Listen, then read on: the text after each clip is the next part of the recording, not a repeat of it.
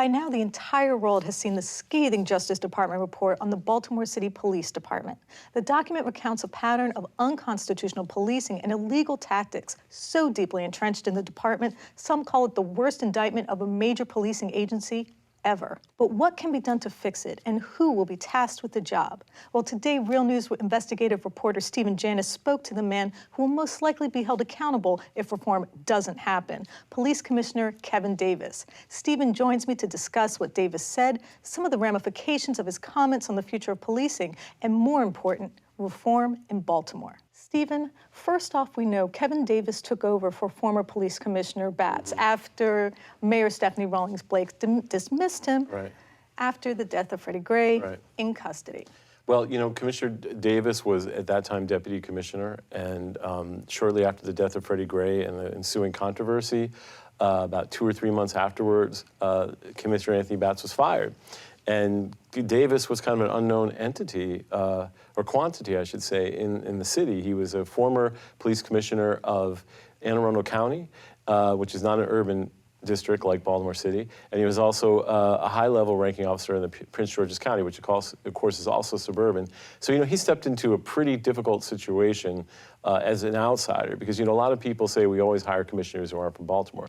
Well, he was not from Baltimore, and he's another commissioner who's kind of stepped in, just like Batts, into something that's pretty, according to the Justice Department, pretty bad. So let's go to the interview. Okay. The first question you asked about was reform, specifically the Department of Justice report and the reforms that were recommended there.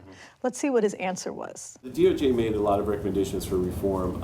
Which ones are you going to focus on, you know, personally as police commissioner? Which ones are your priority at this point? Well, Steve, all of them. They're all our priority, and for far too long in Baltimore, the violent crime fight has been the singular priority of the Baltimore Police Department. And not to take away from the necessity of the violent crime fight, but what has suffered over the decades in Baltimore is recruiting, hiring, training, discipline, policies and procedures, all the other non-sexy disciplines within a big police department like ours really were a distant second place to murders and non-fatal shootings. You asked him about civilian oversight of police, in particular civilians being placed on internal trial boards. Let's see what he had to say. A lot of city officials want to put civilians on the internal trial boards. Number one, do you support that? And number two, does the union, what is the union saying, telling you? Well, I absolutely support it, and I went on record many months ago saying that I thought adding 2 civilians to the administrative hearing board would be a very healthy thing to do. It would define transparency. You know, forget the symbolism of it all. It would really make a difference in how we hold police officers accountable. So what came out of Annapolis this past legislative session wasn't enough to compel police departments in Maryland to put civilians on administrative hearing boards. It just said that police officers are allowed to do it if their union agrees to it through a collective bargaining process. So that's, I'd argue, Steve, a little bit of a cop-out. You know, if we're going to do it, let's do it. And I think hopefully next legislative session, the lawmakers in Annapolis will compel Maryland police departments to put civilians on trial boards. And I'll be the first one, hopefully not the only one like I was last time, but hopefully I'll be joined by other chiefs to stand up for that. Now, next you asked about zero tolerance and some of the tactics that were listed in the Department of Justice report as unconstitutional. Let's see what he had to say. How do you feel about it? Do you still support that kind of like aggressive going to a neighborhood, disrupt because they're homicides, or what do you? No, I never have, and that's why I've been, you know, searching for other ways to effectively fight crime through technology, and I'm sure you'll ask me about that in a little bit, but there's got to be other ways to effectively fight crime other than taking a group of police officers and telling them to geographically blanket a community and stop everyone who moves in hopes of identifying some bad guys. So that's why our targeted approach of trigger pullers identifies people who we know are violent, who we know are harming our communities, and then we find creative strategies to go after them. But we don't go after them at the expense of their family and their neighbors. So that's really zero tolerance policing was the lazy man's way of identifying bad guys. During zero tolerance policing, and I've said this so many times, it's the discretionary arrests and some of the contempt of cop arrests that really created a gap between the police and the community. So disorderly conduct, failure to obey a lawful order, trespassing, loitering, I mean, you name it. Those are the things that really, piss off a community, and we want to avoid that. And there's no community that I've been in Baltimore or in Prince George's County or in Anne Arundel County who has ever said to me, don't lock up that murderer, don't lock up that guy breaking into my houses, don't lock up that guy who stole my car. Everybody wants those types of arrests to be made because it benefits society. What the police will say, rank and file and some unions, is, well, our lawmakers put those crimes on the books. Right. So I think there's another thoughtful conversation that has to take place with lawmakers. We need to look at the laws that are on the books, kind of like the marijuana laws were looked at, and do we need to change some of the laws? Because you arguably, put the police department, and sometimes in a corner by having all these laws on the books, and then all the cops say from time to time is, hey, I'm just enforcing the law. But we have to be more subtle than that. Do you think the war on drugs is a waste of time? I mean, that's the kind of things that's taking a lot of time that don't really net much. And you're seeing that, Steve, in Baltimore. So the decriminalization of marijuana has drastically reduced the number of arrests that we make every day. The abandonment of zero tolerance policing has decreased the number of arrests that we make every day. So do you think he actually repudiated these policies? I think it's pretty clear that he doesn't want to have anything to do with zero tolerance or a thing like V said. I mean, he did say the city is now making about 80 arrests a day, which comes to about 28,000 arrests. Now, at the peak of zero tolerance, the city was arresting 100,000 people a year. I mean, 28,000 arrests is still a lot of arrests. 80 people is still a lot of people. But I mean, if I think clearly he doesn't want anything to do with that policy. Now, we spoke to him about how the Department of Justice said that these problems were systemic. And you asked him, how can we expect the system to change if the same police officers are still in the system? His answer was interesting. Let's see what he had to say. We're still from that culture.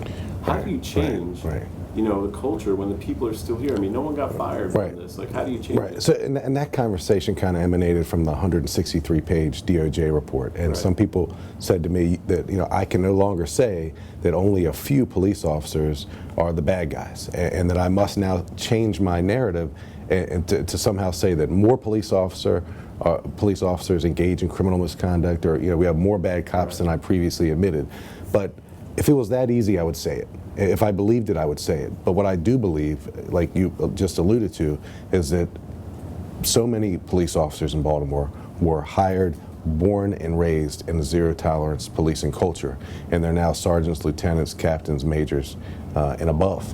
So we have to change their mindset, and before we change behaviors, we have to change their mindset. So I'm convinced that we are changing their mindset, and they're the ones who ultimately implement my direction, my vision, my philosophy. So I know that giving direction and having a philosophy that is totally inconsistent with zero tolerance policing is only part of the battle. I've got to get people under me to know what that means and to implement it. Stephen, does this plan sound realistic to you?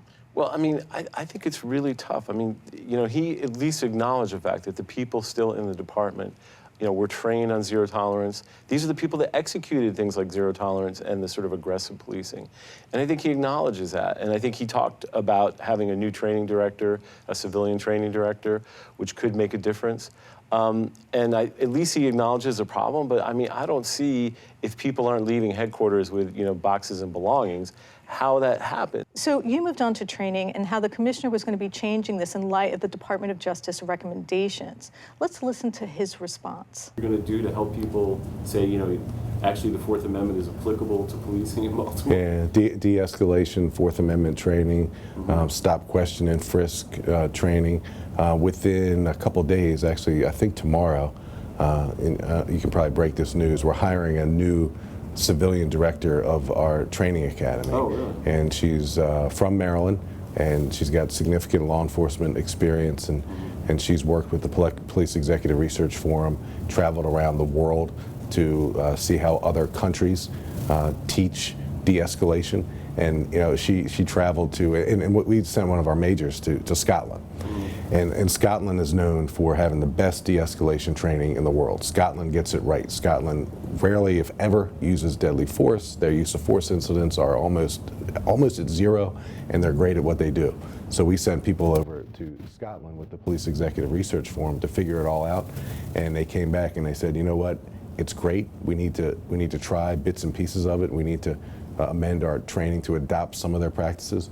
But the biggest thing in Scotland is nobody has guns. Next, you revisited a conversation you had with the commissioner about the root causes of violence in Baltimore, in particular, poverty. Let's hear what he had to say. How do you feel now, 6 months later, getting to know the city? I mean, I still feel the same way. And as a lifelong Marylander, you think you know Baltimore, and I grew up in College Park and went to Orioles games, and I went to Towson, and I spent a lot of time in and out of the city.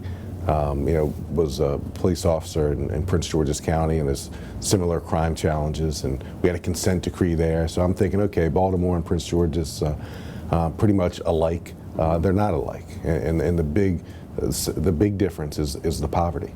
And I steal this, and I forgot who I stole it from, but Washington and Prince George's are generally wealthier jurisdictions with pockets of poverty that you can easily identify and put your finger on. And Baltimore is a poorer city with pockets of wealth. So the challenges in Baltimore are much greater. What happened in the 90s after the crack cocaine epidemic, and in Baltimore it's always been heroin, but crack cocaine in the early 90s and late 80s, the government entity that was tasked with improving all of society's ills here, New York, Chicago, and elsewhere was let the police handle it. And they say they can handle it if they lock more people up. And then when crime dipped and when violence dipped across the country, there was a feeling that this arrest and conviction, the mandatory sentencing, seemed to be the answer. And I think a lot of really thoughtful articles were written about, America's getting it right. We're out of the 1990s crime wave of violence. Murders are dropping across the country. But it wasn't sustained. So you asked Commissioner Davis about the very controversial surveillance program, where a plane equipped with surveillance cameras were secretly recording Baltimore residents. Let's hear what he had to say. do you feel like you made a mistake by not telling the public about the surveillance program?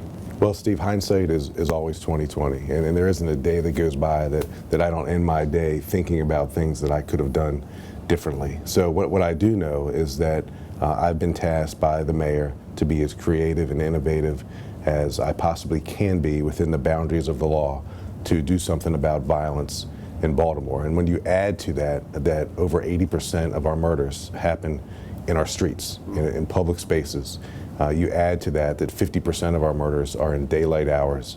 You add to that over 50% of our murders are headshot executions. We knew that we had to take advantage of this emerging yet untested technology that was made available to us. So a lot of people try to make an analogy to body cameras. Well, why didn't you just treat this like you treated body-worn cameras and have a public vetting of it? Well, body-worn cameras were already tested, tried, and proven technology. This aerial camera technology was not tested and not proven. So what we wanted to do, with all good intentions, is to test it and see if it worked, and then present it to the community and to our elected officials in a thoughtful way. If I had to do it over again, Steve, I would have done things differently, absolutely. I'm human. This is a large organization. Ultimately, the buck stops with me with any decisions, good, bad, and in between. If you were out on the middle of President Street right now, it couldn't tell your race, your gender. It couldn't even tell if you were a human or a car or a German Shepherd. Right. But what it does do is it triggers our really sophisticated infrastructure of CCTV cameras in the city. And we have over 700, and then we have over 250 that feed into our CCTV. So we have over 1,000 cameras that exist throughout the city right now. But they only cover like a block at the most. So what this technology does is it identifies the incident and where people and vehicles go after the incident, and then it tells us what CCTV cameras to look at, because those people or vehicles pass through those technologies and we capture them. What kind of safeguards are you going to have that you're not going to be tracking like protesters or people who want to assemble and protest, and how do we know like where this is going? I mean, it's a private company. Yeah. What kind of safeguards are you going to establish for people who might be concerned about constant surveillance? Right. Well, like with any other best practice, and normally it's New York that establishes a best practice. It's Chicago. It's LAPD. It's normally someone else establishing a cutting-edge best practice. Well, now we have the opportunity to establish that best practice, and I ensure you and I ensure Baltimoreans that we're not going to use it for anything beyond and Homeland Security. So finally, you asked the commissioner for what some people have said has been forthcoming, an apology. Let's see what his response was. I know you weren't in charge when all this stuff happened, but do you feel ever like you want to apologize or say something to the people of the city about the pain they suffered because of the mismanagement of the police Well, department? if it means anything to anyone to hear me apologize on behalf of the Baltimore Police Department or this profession, or you know, I'm more than happy to say on behalf of American law enforcement, on behalf of the BPD, on behalf of everyone who's ever worn this uniform and led this department, I'm certainly sorry to see and sorry to read and hear, because I've been hearing it, the treatment of Baltimoreans by its very own police department, because that treatment has often been inhumane, disrespectful, completely lacking dignity. So for people who have had those negative experiences with the Baltimore Police Department and they harbor resentment, and oftentimes they pass that resentment on to their own children and their own family members, so it gets contagious, I'm absolutely sorry that happened. And you know, and while I wasn't here for all of those years, and I've only been here as commissioner for a little bit over a year, I wouldn't be here and I wouldn't accept this really huge responsibility if I didn't think I could make a difference with the men and women of this department. So Stephen, what do you think of his answer? Well, I mean, it seems sincere, you know. I mean, obviously it took him a while to get to it, and it was a long wind-up. But, I mean, you know, he didn't have a problem saying he was sorry. And, you know, I mean, that could be political, it could be genuine. I think it's important for people to hear it because of how horrible the Department of Justice report is. You know, I mean, if he were representative of every police officer on the force, then, you know, maybe it would be something that we could take home and say, well, this is good, there's a change. It's only him. And so the question becomes, can he actually, you know, translate his supposed empathy into a department that's going to be more effective? And, but at least, you know, he's willing to acknowledge it. That's part of the problem, you know, if you don't acknowledge it, so. Stephen, thank you so much. Thank you. This is Terry Graham reporting for the Real News Network in Baltimore City, Maryland.